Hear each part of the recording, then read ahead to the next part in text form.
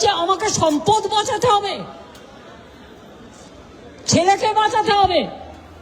তোমার পরিবারটা পরিবার, মানুষের পরিবার পরিবার নয়, কর্মীদের পরিবার পরিবার নয়, যারা গ্রেপ্তার হয়েছে তাদের পরিবার পরিবার নয়। আমার এমএলএ দিলীপ মণ্ডল জেলে আছে, কই মাথা নত তো করেনি।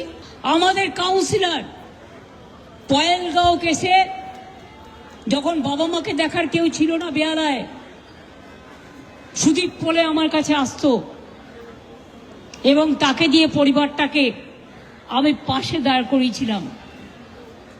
বড় পুজো কমিটির সাথে সে যুক্ত, যাকে তাকে দিয়ে লিখে দিচ্ছি ও আমাকে 5 লাখ টাকা চেয়েছে। আরে প্রমাণ দেখাও, প্রমাণটা কোথায়? তোমার কাছে যে 5 লাখ টাকা চেয়েছে তোমাকে তো এভিডেন্স দেখাতে হবে। প্রথমে পুলিশ বলছে থানায় এসো, থানায় গেলে অ্যারেস্ট করছে, করার পর এফআইআর করছে। তারপরে 2 দালাল বসে আছে এখানে, বিগ বস, যারা ইলেকশন লুট করেছিলেন তারা আজকে সর্বোচ্চ পদে গিয়ে বসেছেন। দলদাস দুটো, একটা দল আর একটা দাস।